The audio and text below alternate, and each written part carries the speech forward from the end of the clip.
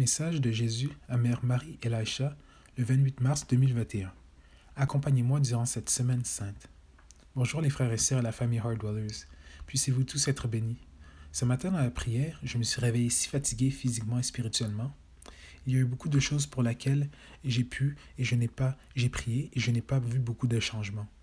Alors que le Seigneur continue de me dire d'attendre et de lui faire confiance, cela n'a pas été facile et je trouvais à nouveau difficile d'entendre le Seigneur, vraiment vacillante au sujet de mon discernement.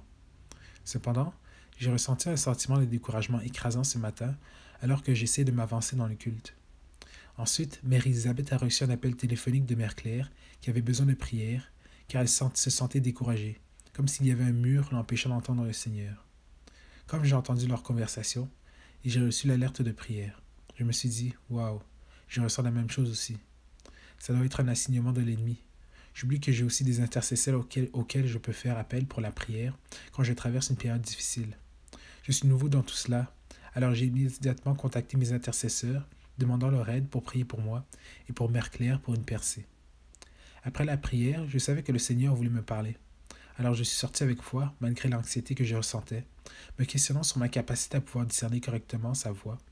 Je commençais alors simplement à écrire. Je suis venu devant lui en disant « Bonjour Jésus, qu'est-ce qu'il y a dans ton cœur ?» Jésus a commencé. « Bien-aimé, merci d'avoir insisté d'être ici avec moi. J'ai toujours tellement de choses à vous dire, si vous le voulez, mais venez seulement m'écouter parler. » J'ai alors vu Jésus dans ce qui ressemblait être un jardin avec des lignes blanches sous un énorme cerisier en fleurs. Il s'approcha de moi et me serra si fort dans une étreinte si chaleureuse. Je ne voulais pas lâcher prise parce que j'avais ressenti un sentiment d'insécurité entre lui et moi et tout le reste. C'était si bon d'être avec lui. J'ai dit « Merci Seigneur pour ta douce étreinte. Oh, combien j'ai besoin de ça maintenant. » Jésus a répondu « J'en ai aussi besoin, bien-aimé, réellement. » alors qu'il m'embrassa sur le front. Puis, nous avons marché côte à côte dans le jardin alors qu'il continue à parler. Il peut sembler que je te demande beaucoup. C'est parce que c'est vrai, ma toute petite. J'ai besoin de tout ce que vous pouvez offrir et sacrifier pour cette semaine sainte. Savez-vous pourquoi c'est si important? Non, Seigneur.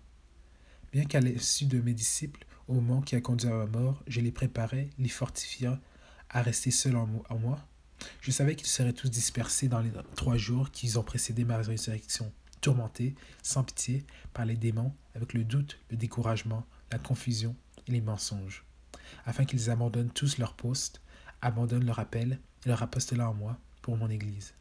Cependant, dans cette épreuve, le Père l'a utilisé pour renforcer leur résolution. Même après l'annonce de ma résurrection par Marie-Madeleine, beaucoup ont encore douté jusqu'à ce que je me révèle à eux. Dans la tombe, mon corps a été mis au repos, mais j'étais très au travail, car ces jours-là, je suis entré dans les profondeurs de l'enfer pour prêcher aux âmes la bonne nouvelle et récupérer la clé de la mort auprès de Satan lui-même. 1 Pierre 3, versets 19 à 20. C'est alors aussi qu'il est allé faire une proclamation aux esprits en prison, ceux-là même qui avaient été rebelles autrefois lorsque la pénitence de Dieu se prolongeait à l'époque de Noé, pendant la construction de l'arche. Un petit nombre de personnes, à savoir 8, sont entrés dans ce bateau et ont été sauvés à travers l'eau. Tous ceux dans le purgatoire ou les limbes qui avaient entendu le Messie ont été libérés pour être au paradis avec moi, tout comme le voleur sur la croix. C'était un jour où les captifs étaient libérés, ceux qui étaient emprisonnés, ceux qui allaient être emprisonnés et ceux à venir. J'ai racheté toute l'humanité avec le dernier coup d'amour, à mes côtés. Les démons sont les seuls mis en cage et confinés dans différents endroits arides du monde, là où mes anges les ont liés, pour ne plus qu'ils tourmentent les âmes de la terre si vraiment. Toute autorité leur avait été enlevée et m'a été donnée, ce que je vous ai donné, à toi et à tous mes disciples bien-aimés. Luc 10, 19. Voici, je vous donne le pouvoir de marcher sur les serpents et les scorpions et sur toute la puissance de l'ennemi, et rien ne vous fera de mal. Mes épouses bien-aimées, en cette semaine sainte, je désire que vous entriez vraiment dans ma passion. Offrez-moi tout, pas un seul sacrifice ou souffrance que je permets ne sera gaspillé. Tant de grâces seront libérées sur les âmes, sur vos proches et sur vous. Une pluie de grâce que je verse à mes fidèles, et durant les 3 derniers jours, restez avec moi dans le tombeau. Rencontrez-moi là-bas, car c'est à ce moment-là que je suis resté seul. Viens être avec ma mère et nettoie mes blessures. Prépare-moi pour l'enterrement et pleure sur ton sauveur bien-aimé, qui a pris chaque coup, chaque coup, chaque coup, chaque crachat et chaque malédiction juste pour toi. Enveloppez-moi de vos larmes de repentance et d'action de grâce, enveloppant mon corps nu et froid de vos louanges et de vos prières. pour tous ceux qui ne me reconnaissent pas, ne m'aiment pas ou ne me remercient pas tous les jours. Puis, à Pâques, je veux que vous vous leviez avec l'espoir que votre Dieu est ressuscité, qu'il est vivant et a vaincu la mort pour apporter la restauration à toutes ces choses mortes dans vos vies, pour amener l'espoir là où il y a eu la stérilité et pour ressusciter la vision volée, les rêves voilés et les cadeaux volés, apparaissant pour effacer tout doute et découragement qui vous ont assailli. Les belles mariées, accompagnez-moi en cette semaine sainte et les tombes de votre vie seront ouvertes. C'était la fin du message de Jésus. Après avoir reçu ce message, je suis allé aux promesses bibliques pour discerner que cela venait du Seigneur, et l'une des lectures que j'ai reçues était « mensonge », ce qui signifie presque toujours un esprit menteur. J'ai de nouveau été frappé de peur et d'anxiété. J'ai donc demandé à Mère Elisabeth de m'aider à discerner le message, et elle a reçu « mensonge » 2 fois. J'ai pensé « oh non Seigneur, qu'ai-je fait pour ouvrir la porte à un esprit menteur ?» Ce qui m'a découragé encore une fois. Alors Mère Elisabeth a pensé, pour aller plus loin dans le discernement, que le Seigneur disait que j'étais bombardé de mensonges. Elle est donc retournée au Seigneur pour une autre lecture sur le discernement et a obtenu joie. Phew, vous voyez comment je suis toujours en apprentissage dans le discernement? Je suis si reconnaissante qu'elle ait insisté par le Saint-Esprit, parce que j'aurais pu facilement rejeter ce message et tomber dans un découragement plus profond. Je suis ensuite allé tirer des rémas et le Seigneur était si merveilleux. Toutes les cartes que j'ai reçues étaient si encourageantes, parlaient de ma situation et même de certaines choses que Jésus avait dites dans le message.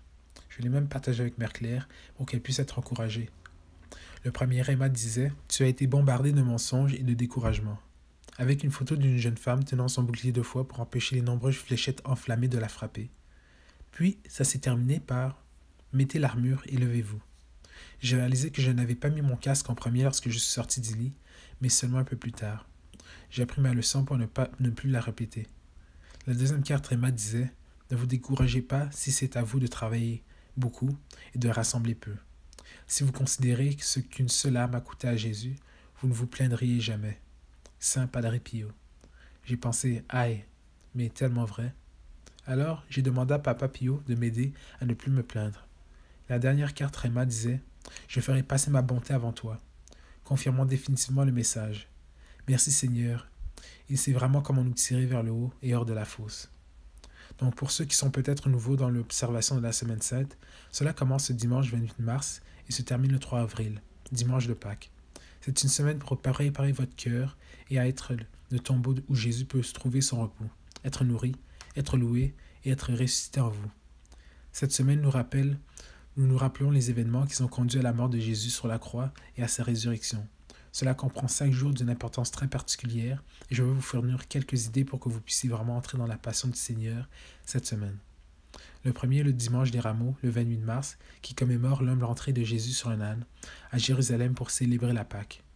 Il a été accueilli par des foules de gens qui ont déployé leurs manteaux et posé des feuilles de palmier sur mon chemin et l'ont proclamé fils de David. Jean 12, versets 12 à 16. Le lendemain, la grande foule venue pour la fête apprit que Jésus était en route pour Jérusalem. Ils prirent des branches de palmier et sortirent à sa rencontre en criant « Hosanna! Béni soit celui qui vient au nom du Seigneur! Béni soit le roi d'Israël! » Jésus trouva un jeune âne et s'assit dessus comme il est écrit « N'aie pas peur, fille de Sion. Voyez, votre roi arrive, assis sur un poulain d'âne. » Au début, ses disciples ne comprirent pas tout cela. Ce n'est qu'après que Jésus fut glorifié qu'ils se rendirent compte que ces choses avaient été écrites à son sujet et que ces choses lui avaient été faites. Vous pouvez célébrer le dimanche des Rameaux en faisant une affaire famille, surtout si vous avez des enfants. Vous pouvez créer des branches de palmier à partir de papier de construction, puis partager l'histoire de l'entrée triomphante de Jésus dans Jérusalem et lire les psaumes qui chantent ses louanges. Nous ferons notre première procession ici dans la communauté et nous terminerons par des louanges et des remerciements. Le jeudi saint marque l'institution de Jésus lors de la dernière scène et de l'Eucharistie. Jean 13, versets 1 à 5. C'était juste avant la fête de la Pâque. Jésus savait que l'heure était venue pour lui de quitter ce monde et d'aller vers le Père. Ayant aimé les siens qui étaient dans le monde, il les a aimés jusqu'au bout. Le repas du soir était en cours et le diable avait déjà poussé Judas, fils de Simon Iscariote, à trahir Jésus. Jésus savait que le Père avait mis toutes choses sous sa puissance et qu'il était venu de Dieu et qu'il retournait à Dieu.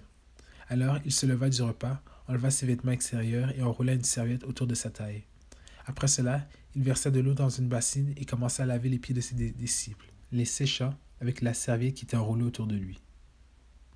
C'est une excellente occasion pour vous et votre famille de faire la communion ou d'aller à une messe, si cela était possible, et de vous laver les pieds les uns les autres, dans l'humble souvenir que le premier est toujours le dernier et que nous devons imiter notre bien-aimé Jésus en servant tous. Vendredi Saint commémore la souffrance et la mort de Jésus sur la croix. C'est traditionnellement un jour de chagrin, de pénitence et de jeûne. Ici, nous jeûnons jusqu'à 17h et ensuite nous faisons les stations de la croix pour méditer sur Jésus souffrant et rencontrer la Sainte Mère. Je vous encourage tous à aller beaucoup plus loin et à utiliser votre imagination sanctifiée dans la prière ce jour-là et à entrer dans le tombeau. Le Saint-Esprit m'a déjà emmené là-bas et je ne l'oublierai jamais. Soyez là quand il prépare Jésus pour l'enterrement et aidez la Sainte Mère à nettoyer ses blessures et enveloppez-le avec le linceul. Ici, dans la communauté, nous assisterons à la passion du Christ et j'encourage chaque croyant à le faire le vendredi saint. Il n'y a rien de tel que d'entrer dans la passion du Seigneur, car là, vous rencontrez l'amour face à face et vous ne serez plus jamais le même. Le samedi saint, également, appelé veille de Pâques, est la fin traditionnelle du carême. C'est un jour solennel de commémoration où nous couvrons Jésus dans l'Eucharistie, dans tous les tabernacles de la communauté, en souvenir qu'il est dans le tombeau et comment il se sentirait à la perte de sa présence. C'est une journée sobre pour se mettre à la place des disciples pour ressentir leur chagrin de la perte de leur maître, ami et sauveur. Vous pouvez alors contempler les sentiments de la Sainte Mère, car je crois qu'elle était prolongée dans la prière et l'action de grâce, avec une grande foi et une grande attente que son Fils se lèverait le lendemain matin. Dans la prière, entrez à nouveau dans le tombeau et asseyez-vous simplement. Restez à s'écouter dans le tombeau en silence, en vous rappelant le jour où l'amour s'est posé pour vous, afin que vous ayez la vie à sa place. Le dimanche de Pâques est la célébration de la résurrection de Jésus, le 3e jour après sa crucifixion. Ne vous contentez pas de vous habiller avec des jolies tenues et des jolis chapeaux et d'aller à l'église pour entendre un message de Pâques. Allez beaucoup plus loin, mes chers bien-aimés. Ayez maintenant un simple service de communion avec le roi ressuscité et louez le Seigneur en action de grâce pour nous avoir donné son Fils Jésus. Offrez votre journée entière aux âmes perdues et à celles du purgatoire, car de nombreuses grâces de conversion sont libérées ce jour-là. Priez pour les nombreuses âmes qui ne savent toujours pas et ne croient toujours pas que Jésus est Seigneur. Que Dieu vous bénisse jusqu'au prochain message. Fin du message de Jésus à Mère Marie et Laïcha.